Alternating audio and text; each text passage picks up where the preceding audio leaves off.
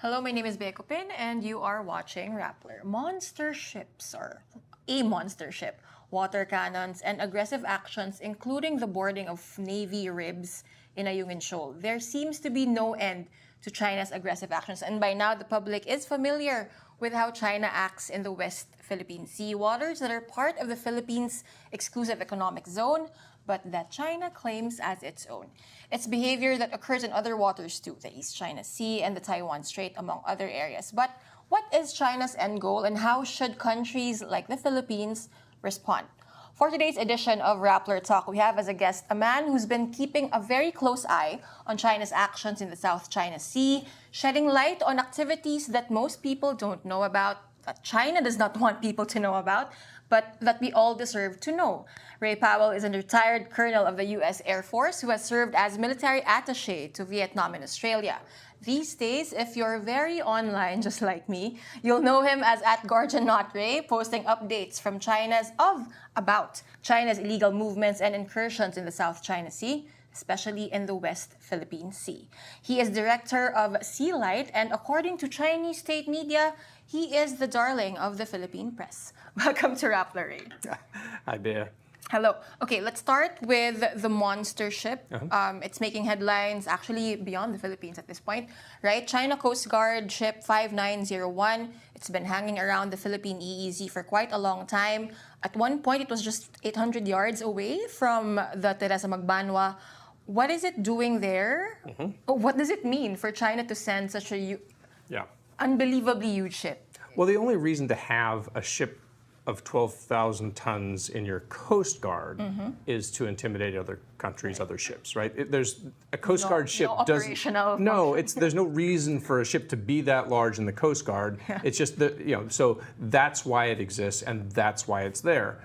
Now, ever since Teresa Magbanwa got to Escoda Shoal, they have tried to station at least maritime militia, but usually also Coast Guard there to watch it closely. Now they have decided to send the monster. This is obviously a very particular message they're sending, and the message is, we're bigger than you. Right. Just sheer intimidation. Absolutely. And it doesn't seem to be working. The PCG has said that the Magbanwa will not be leaving Escoda or Sabina Shoal anytime soon. They've already had a change of command, so they've already had a resupply. These are all very good indications that it plans to be there for a long time. You've mentioned in another interview with ABS-CBN, with ANC ABS-CBN, that it's a billboard of sorts, right? To say that China's here. Yep. We have a ridiculously large ship, and it's here. But it also has, if that's a billboard, then China also has flyers of sorts, brochures, right? There's smaller China Coast Guard vessels in different areas in the West Philippine Sea. Clearly, the Philippines is outnumbered. What can or what should the Philippines do to at least match that kind of maritime presence, or at least not even? Realistically, we can't match it, right? But what can we do to at least counter that? Right. Is it time to bring out the gray ships in areas like Ayungin or Sabina Shoal? So the problem with that approach is that, of course, China also has many more gray ships, right? And so the question is, what does the Philippines get in exchange for its escalation, except for a Chinese escalation? And this is part of the sort of insidious nature of how China uses its maritime militia and its Coast Guard, which is that because it uses them for sovereignty assertions in this way, unlike fishing boats and Coast Guards in other countries, there's not an equivalent thing for the Philippines to send out. So China is just kind of waiting to see the gray ships so that they can say, well, you escalated first. Right. Now, obviously, that's ridiculous, right? When you're looking at a 12,000-ton ship sitting across from you, that is an escalation, but that's part of the asymmetric nature of the way that China has sort of arranged its gray zone tactics in the West Philippine Sea. Right. I want to go back to the title of this conversation. Why is China doing this? I mean, I think at this point we take for granted, we just know for a fact that China Coast Guard, Chinese Maritime Militia, they're all over the different features in the West Philippine Sea. Even the features that the Philippines already occupies, they're always there. In Pag-asa Island, for instance. Scarborough Shoal, obviously, which China occupies. Why are they there? What are they after? Well, China has made no secret of its objective to take and consolidate control of its entire 9-dash line claim. So the Philippines just really so happens to be, it's sort of the Philippines' turn to get the majority of China's attention. And that has to do with a couple things. One is geography. The Philippines happens to have just a lot of these reefs and shoals that come very close to the surface, and they're convenient places to sort of put ships, pour sand, pour concrete, put airfields, And so this, essentially what is happening now is we're seeing an acceleration of this process, but it's always been the objective, right? So whether China did it in a year, 2 years, 5 years, 10 years, it's always been the objective. Right. The Philippines has also taken quite bold steps in asserting its what once were claims, but now, we have the arbitral award, like grounding the BRP Sierra Madre, which was an insane move, I would think so, in 1999, right? And then we took China to court. Now, I would think that under the Marcos administration, you have the Transparency Initiative, right? Like, not just shedding light, but like putting a whole spotlight onto China's actions in Scarborough or in Second Thomas, in Ayungin Shoal. But what's next? Yeah, so all of those moves you've mentioned actually, in some ways, are trying to do something about this asymmetric approach that China, right? So, and what we have called this for years and years when we talk about gray zone tactics, we talk about salami slicing, right? Yeah. So just take a little piece and another little piece and another little piece. And what happens is that sometimes those pieces are big pieces, like Mischief Reef, like Scarborough Shoal, exactly. And so now, of course, we're watching this encroachment on, first, of course, this blockade around Ayungin Shoal, and then Escoda Shoal seems to be sort of the latest battleground. So what the Philippines' activities have done so far in bringing this to the surface is, to some degree, is kind of accelerate China's timeline, bringing China out into the open so it can't sort of do all of this quietly like it was doing before. It has also definitely done a couple of very important things for the Philippines. One is just to build the Philippines' national resilience against these things, right? So we talked about the types and numbers of ships and all of these things. We are now talking about for example, the Air Force getting new fighters, or the Coast Guard getting new cutters, or new radars, or dark vessel detection. And all of this comes together with a lot of international support, just having signed this new reciprocal access agreement with Japan. So the Philippines is doing, I think, many of the things that it can do, making itself a harder target, and then building into that network of alliances and partnerships that will make it, more resilient going forward. Unfortunately, it's playing catch up. So China has been aggressively moving ahead with a shipbuilding program, making these island bases, taking Scarborough Shoal, enforcing its blockade. And right now the Philippines is trying very hard to sort of get to a place where it can figure out where can it stop this advance. I also wonder, what role does the citizenry have in national resilience? Because on X, on Twitter, you mostly engage with, a lot of thought leaders in the security and defense space, but also average Filipinos, right? Sure. Who I would argue still get very emotional whenever they see images of China harassing our PCG, even our soldiers in the West Philippine Sea. So what do you think, what role should, people who can't decide on national or security policy? It's crucial. I spent my career in national security, and one thing that is for sure is that a nation doesn't decide, in general, a democracy doesn't decide to build up its national security capabilities until the people are behind it, right? Because you have to decide, am I going to spend this money on these things that are important, say the kitchen table issues, talk about education or social security, or all of the price of rice and gas. All of these things are very important to your average Filipino. And if you go to them and say, yeah, but we want to buy some more boats, they may look at you and say, you're not solving my problems, right? So you have to show them why. And so that's why this last couple of years has been so important, because for the first time in a very long time, Filipinos are understanding why. Right.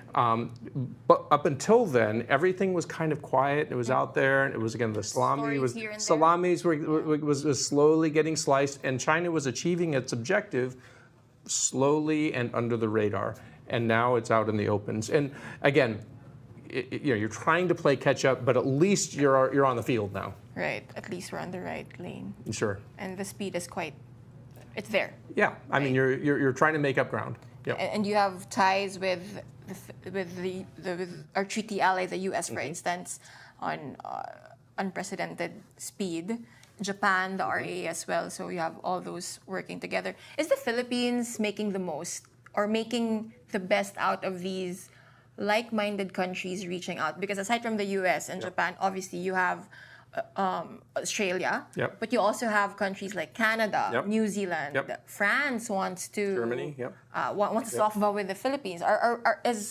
Is our defense sector making the most out of all these offers, out of all these nations reaching out? Well, you can certainly see that they are working it very hard. We just saw an announcement, yesterday about Singapore, right? And so I think the Philippines recognizes that in the shadow of the dragon, if you will, your best posture is to be networked together with other strong countries. And so you can see that they're working that very hard, but you should also, it is, I think, very clear that the Philippines in this time has also become important in a way that is gaining it some economic benefits. So we're talking about this new Luzon corridor and semiconductors, and now we're talking about nuclear power. These are things. So ask yourself the question, if all of a sudden everybody's attention weren't on the Philippines, would these things be happening, or would people be looking in other directions? There's things happening in the Ukraine and in the Middle East, and there's so much going on. Why now? Why the Philippines? Right. Well, the Philippines is a compelling circumstance. It's a compelling story. The U.S. is also a democracy, right? So I've worked in national security for a long time, and everybody thinks that the country that they're in or they're focused on is the most important one to combating whatever it is that we're supposed to be combating, right? And so everybody goes and makes that argument up at the Pentagon or the State Department or Indo-Pacific Command. But when it comes down to it, you can only prioritize so much. And right now, what's happening is you're seeing the Philippines is being pushed up the list of priorities. It's interesting because some people might think foreign policy or defense policy exists in a vacuum, but it's very much connected to the domestic sentiment of not just the Philippines, but... I'll give you an example. You may recall in 2016, we had an election, and Donald Trump was elected for, of course, maybe again, but who knows? Well, and one of the things that happened was that the United States walked away from the Trans-Pacific Partnership, which the United States basically led and put together. This was the foreign policy, security establishment. The professionals got together and say, we should have this great thing. This would be so good for everybody, and especially for the United States. And we forgot to ask the American people, right? And the American people pulled the plug on us. They believe right? the same thing, Because they didn't see it, right? And so this is why the citizenry, back to your original question, is so important. Right. If President Marcos is going to decide to prioritize national security, he needs the people. Yeah, because that's going to take a lot out of the funds of the Philippines, right? Upgrading the Horizon 3. And it's going to take a long time, right? And so it's not something that you do overnight. It's not something you can just turn on the spigot and it all comes out and then you're good and now you're set. Patience needs to be there as well. Yeah. Again, talking about this coalition, sometimes I like to think of it as a coalition of the rules-based order that seems to be rallying around the Philippines, or that President Marcos and his administration, they're trying to rally these countries around Manila, given how China is acting in the South China Sea. Commodore J. Tariela always paints this picture of China as this Goliath, this bully who does not care about the rules-based order, doesn't care about the rights of other countries. I guess with the hopes as well of China feeling the pressure from other countries. Like you have the State Department, you have Australia, Japan issuing statements condemning Chinese actions, specifically on the June 17 incident, which we will be talking about in a little bit. But the June 17 incident seems to indicate that China doesn't really care about the reputation that it's earning. I do think that we are in a time when China is much more immune to reputational harm than it was in the past, right? And that's very troubling, right? You hate to see a country begin to insulate itself that way because it makes it a very dangerous country, especially an autocratic country. And you wonder, does the Chinese Communist Party, are they understanding that they're crossing into some really dangerous territory? Now, I'm a person who still believes very firmly that China does not want to go to war. Of course. It would be catastrophic, and not just for the Philippines and not just for the region. It would be catastrophic for China. And I think China knows this. And by the way, they stand to lose a lot, because if they go to war and they are not successful, the Chinese Communist Party would be in huge jeopardy. And there's nothing more important to the Chinese Communist Party than the preservation of the Chinese Communist Party. So ultimately, what Beijing wants to do is secure its objectives short of war. And I think that they have convinced themselves that they will be able to do this simply by applying enough pressure. And the Philippines, by pushing back, could be sending a signal to other countries that this is doable, and China wants to crush that where it starts, right? They want everybody to accept the message that resistance is futile. Yeah. China believes in a rules-based order. It just wants to be the maker of the rules for this region, right? And for regions beyond, but especially for this region. Right. So, given this change in China, it just happened in 2024, right? It's been a decade, more than a decade of this shift, a new China, if you will. What does deterrence look like in 2024, given that they don't seem to really, well, they care, but it's not the #1 priority to maintain this image in the international community? Bea, that is the million-dollar question. But I think that it is pushing us in the direction that we need to be paying attention. China, this version of China, understands power, right? And so it understands things that if it hits them, it will damage China. So it needs to be able to look out and see powerful countries, not just militarily powerful, economically powerful, politically powerful. And so, we really do look at things very differently outside of in democracies. For example, we are enamored with the idea of de-escalation, right? How do we de-escalate this so that we can get back to normal? We look at these things and say, we can de-escalate and then things will be better. China looks at it and say, if I can get them to de-escalate, I can advance my position, right? So we have to remember that even though de-escalation is clearly a good thing, escalation is never great, right? But sometimes de-escalation can lead to essentially capitulation. It can lead to losses. I mean, you go back to Scarborough Shoal. It wasn't just the Philippines, it was the United States, right? We're trying to de-escalate. Well, in good faith. Exactly. Let's try to, and this has gotten out of control. Let's see if we can get and China took advantage of it. They just said, okay, thank you very much. We'll take that. Thank you. And, it was a bad moment. It was a bad moment for the alliance. The U.S., we blew it, frankly.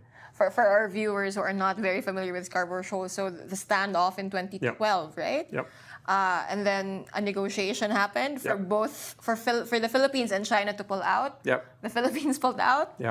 China has not left Scarborough Shoal since. And again, I'm not breaking any news here. The U.S. was right in the middle of it. And part of the reason that we ended up there was we were still in our long national delusion about the nature of the Chinese Communist Party. We really did believe, and we had this almost adorable kind of understanding that democracy was this inevitable force that everybody would kind naturally of gravitate towards it, who couldn't want this? I mean, China was getting rich off of all the capitalism.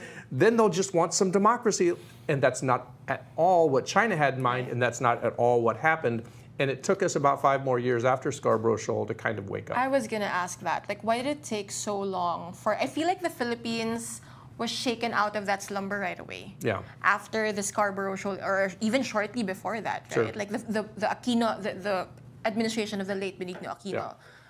Was rudely awoken, Yeah. and they realized, oh, this is a different China that we're talking Yeah. to. Why did it take, not just the US, I would argue, right? A lot of countries so long to realize, oh, this is a different Yeah. Beijing that we're talking about.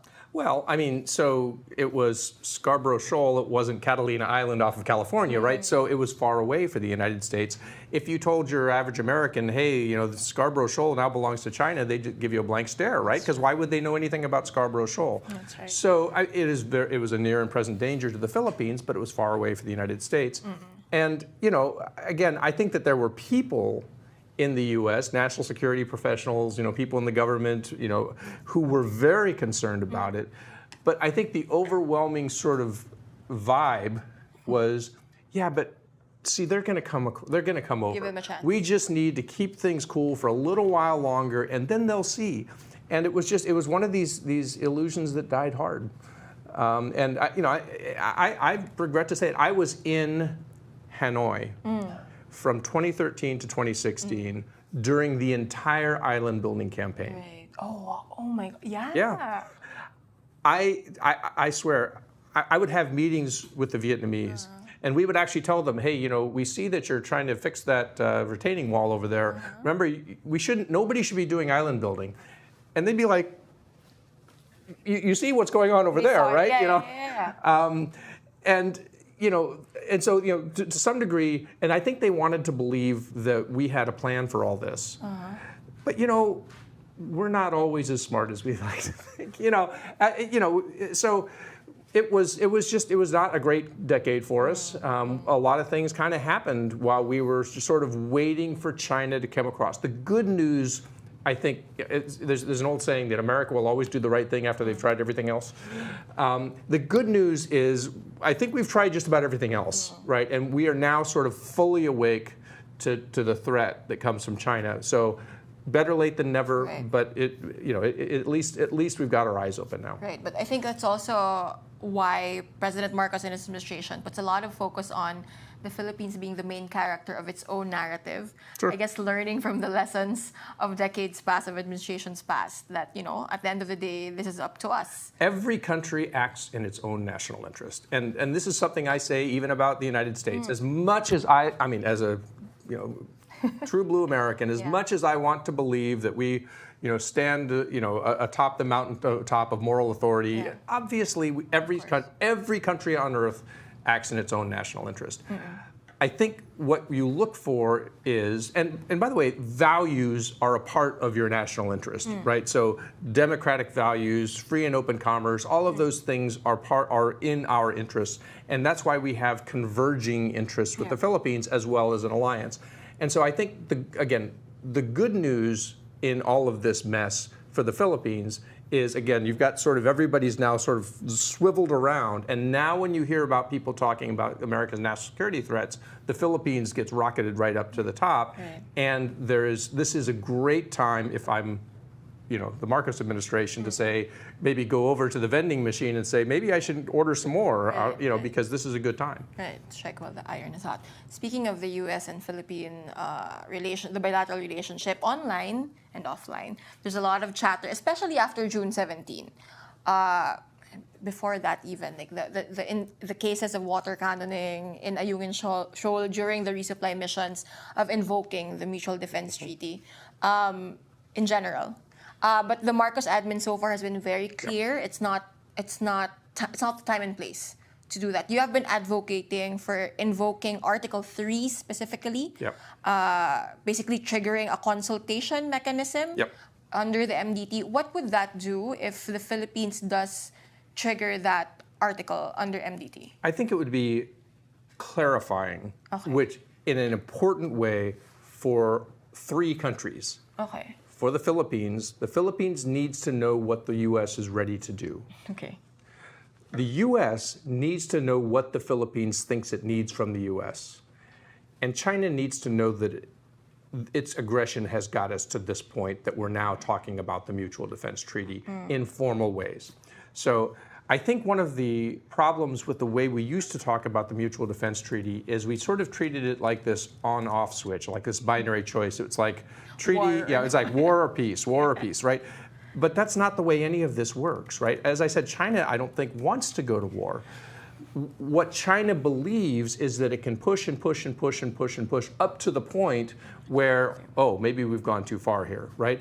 So we need to give China the kinds of signals that tell it you are getting to that point, right? Because, we just had President Marcos talking about acts of war down in Singapore when he was there for Shangri-La.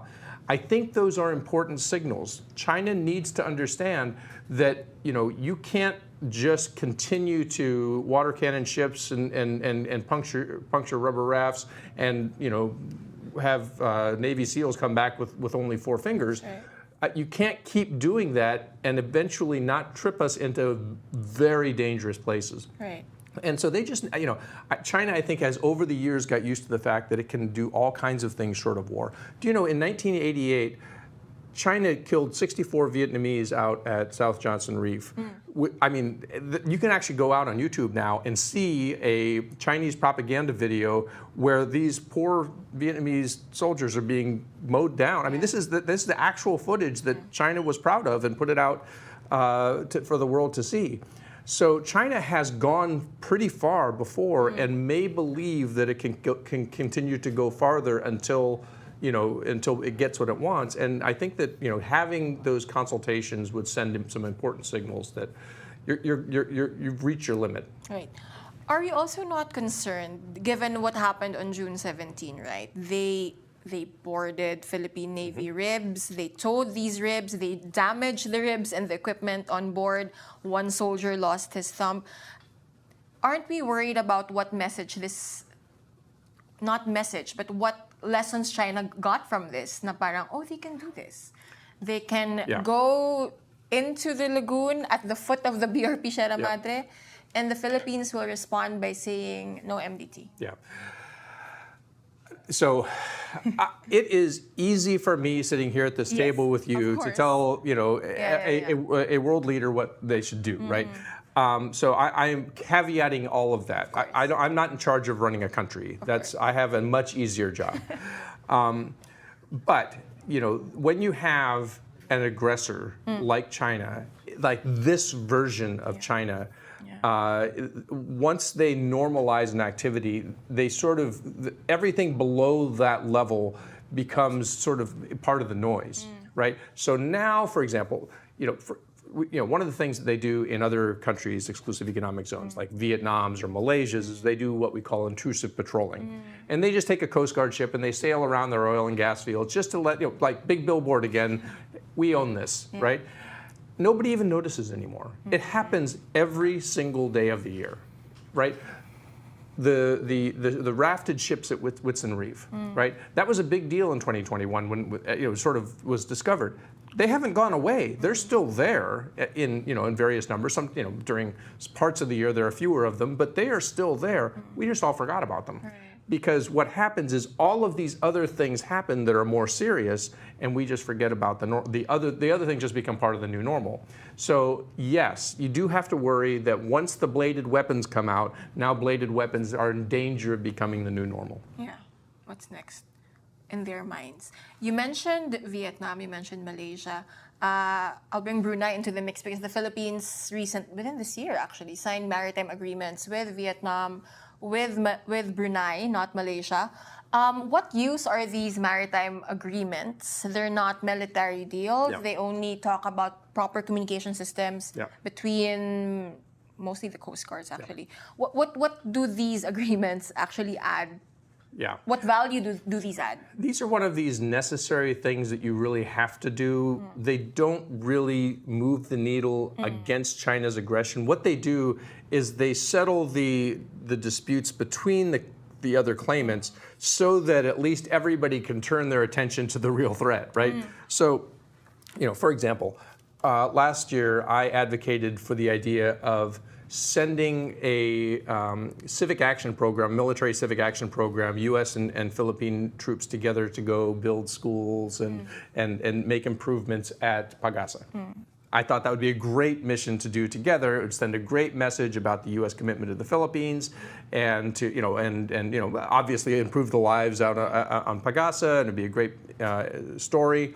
I think the one reason that it hasn't happened is Vietnam also claims that island, and so now will Vietnam have to protest? And so a lot of these disputes that seem so almost esoteric on their face because nobody's really asserting them. They're not. There's no violence. Right, exactly. Yeah.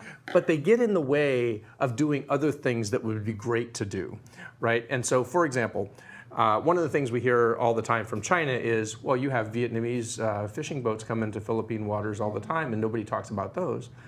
I'm like, yeah, okay. That's okay. Yes, you're brandishing bladed weapons, and there's a fisherman over here. Passing by. Is it a problem? Sure, but is it an existential threat? No. And so I think that the idea is let's get some of these problems. That way, as we resolve these problems, we can then together turn and say, okay, now let's talk about the big problem. And so for as long as these little problems, of course, China would love to keep agitating the little problems so that you don't turn together and say, let's all address the big problem. It works to their advantage when countries facing the same problem don't talk to each other. Or squabble. Or fighting actively. For perhaps our viewers have a better insight, how different is the Malaysian or the Vietnamese approach towards China? We face more or less this, with the Philippines, right? The same problems, perhaps not the same degree as Manila just yet. Hopefully, they will never need to face something like the June 17 incident in Ayungin. Well, hopefully. One of the things I think that these countries should realize is that the Philippines issues today, that is their future, right? China is committed to its 9-dash line claim or 10-dash lines or however many dash. Is there no realization just yet that it's going because for them it all seems manageable, right? So and part of it comes back to geography. The Philippines is the only country in this entire sort of South China Sea region that has a Chinese military base in the middle of its exclusive economic zone. I'm talking about Mischief Reef. It's the only country whose outpost is being actively blockaded so that it can't be resupplied.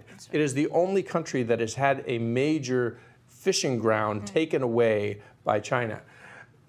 Now, Vietnam has had clashes, but most of this, I mentioned 1988. 1988 is now a long time ago, right?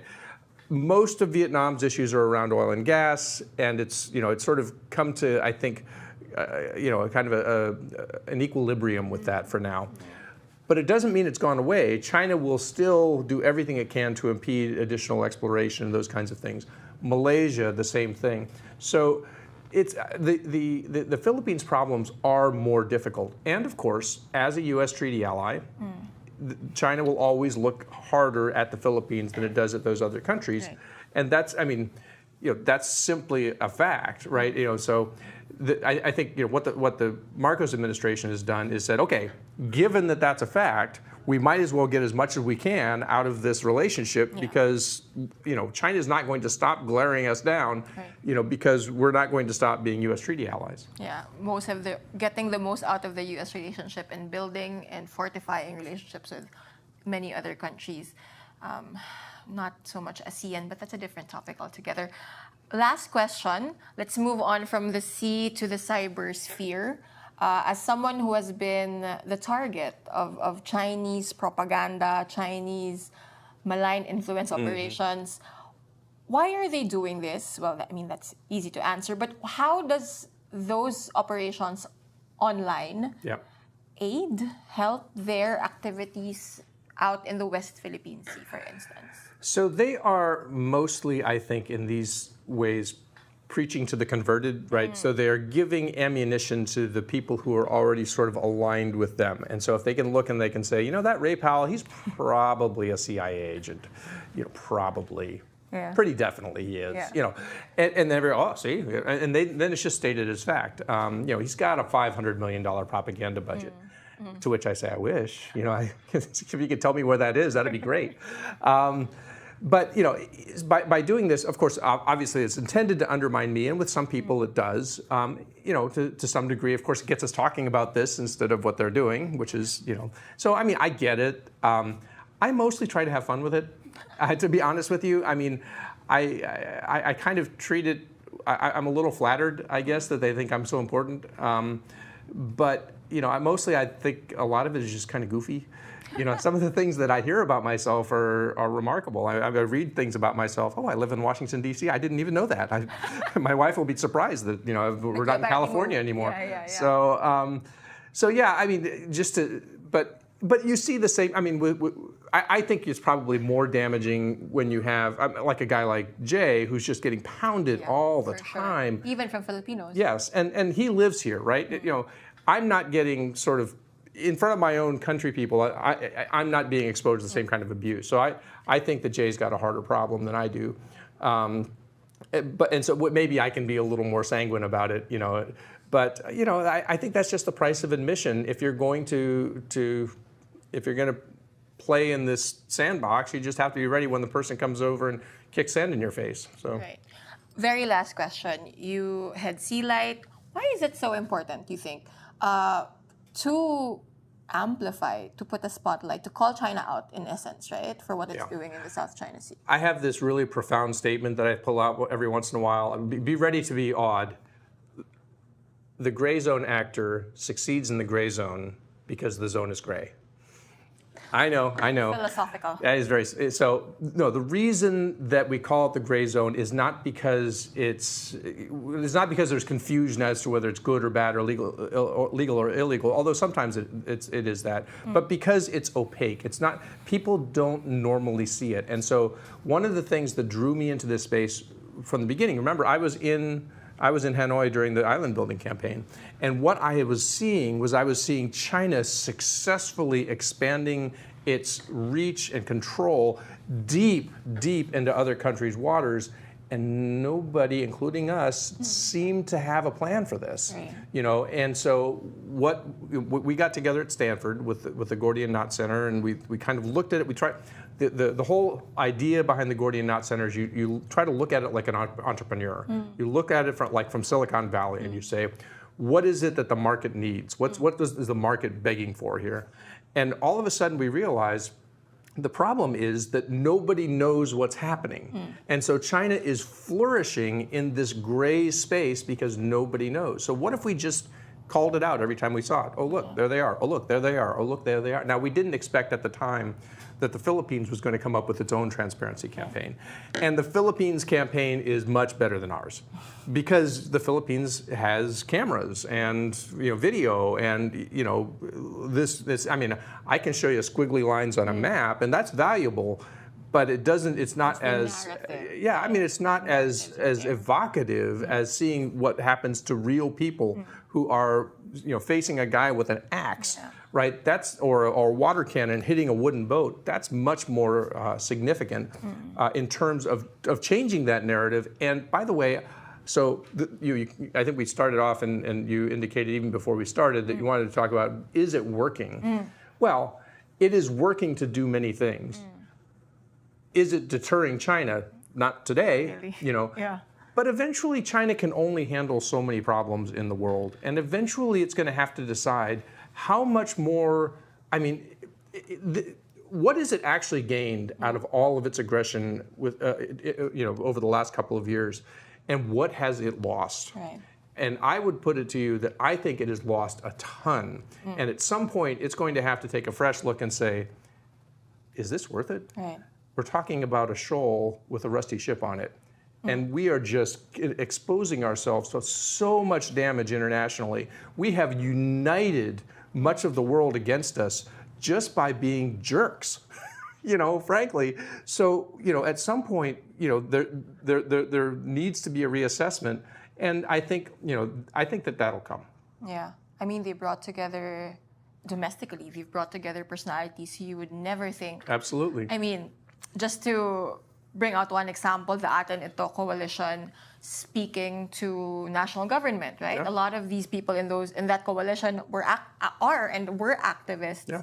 So some of them joke, like, I would never in my life did I think I'd talk to a Navy officer with this sort of earnestness in trying to achieve the same goals. So Yeah, it's strange amazing. bedfellows, huh? Yeah, Yes. I know. The question is, though, is someone in Beijing asking those difficult questions? Well, that is the question, isn't That's it? a different discussion. That is a very, very difficult discussion. Thank you so much for your time, Ray. Thank you for watching. If you have other questions or thoughts about how China's acting in the South China Sea and how the Philippines is responding or future-proofing itself for future Chinese actions, you can download the Rappler app, head on to the Security and Global Affairs Communities channel, and we can chat there. Thank you again. Visit SeaLight. We'll give you a link in the story page so that you can check it out as well. And you can follow him on Twitter for real-time updates, almost real-time updates, on China's shenanigans. That makes it seem like a joke, but China's actions in the South China Sea. Again, this has been Bea Cupin. You have been watching Rappler. Thank you for tuning in. Bye-bye.